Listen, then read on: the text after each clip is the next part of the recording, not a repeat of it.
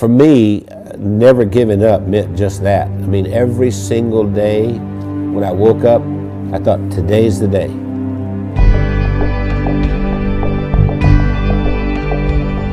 I was the second son in a sharecropper's family, and a sharecropper means that you don't own anything. I mean, you work for someone else who was the landowner. We had practically nothing. Everything was hand-me-downs from someone else. I didn't have shoes, and to this day my toes are all grown under because I didn't have shoes. I remember I had this encounter with my mother, and I said, you know, tell me you love me, and she didn't do it. And so I went down and I sat on this creek bank, and I thought, you know what, I don't care if anybody loves me, I love me. I made a list of goals that I wanted to accomplish, and they were laughable because I didn't even have 2 nickels to rub together, but my first goal was I was going to be a millionaire by the time I was 35. Number 2, I was going to have food to eat because we were always hungry. I mean, my little brother and I used to make mud pies to stop the hunger pains, and I was going to travel all over the world. Those were my goals.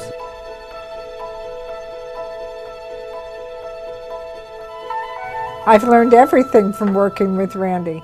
I didn't know anything about business. I started out, before I met Randy, I was a teacher, a mathematics teacher.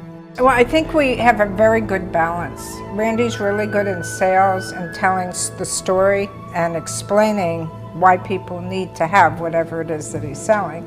And then he comes to me and says, Wendy, can we make it do this? And I have to get it done. We started working together, and we were together all the time doing things, and that we just, you know, couldn't be without each other. And once she got exposed to me, it was downhill from there. I mean, she could not last a day without me. That's probably true. That's what the COO does here. Does hair? She preps me. Spit on it, honey, like you used to do. I never spit. We retired a few times. Did he tell you that? We've tried retirement 3 times, but we never figured out exactly how to do it because we've worked all of our lives. We took a year and we traveled around the world.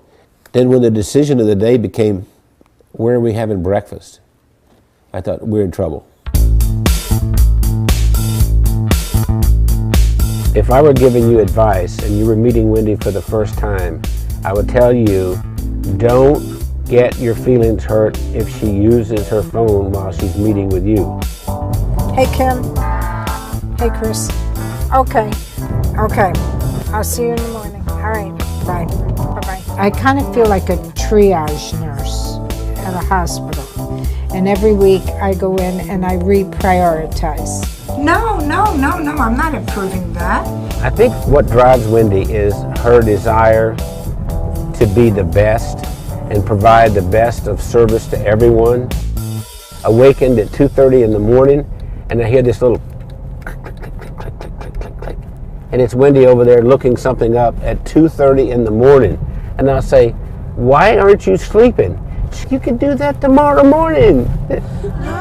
We are the definition of entrepreneurs. And we don't like doing one thing at a time. We have to do a lot of things at the same time. It's not just Randy and Wendy doing all this work. The whole team, every single one of us works round the clock. Hey, gorgeous. Listen, Bernice has been with us for what, 5, 6 years? 6 years. Yes. And we love her to death. And I love you guys. Yeah. Randy leads with his heart. And he's the most incredible person I've ever met. He's gone through so much in his life. And I believe that Randy's, I'm going to make me cry here. Randy has made the difference in my life. What's important is, what do I contribute this day to make the world a better place? I know that sounds corny, but that's really what it is. My daddy used to say, we leave here with empty pockets. The other thing my dad said is that when you leave, you'll be accountable for 2 things.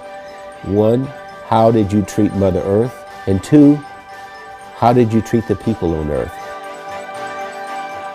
I feel that I have found joy and that I've given joy, and I think there's a lot more joy that we can give.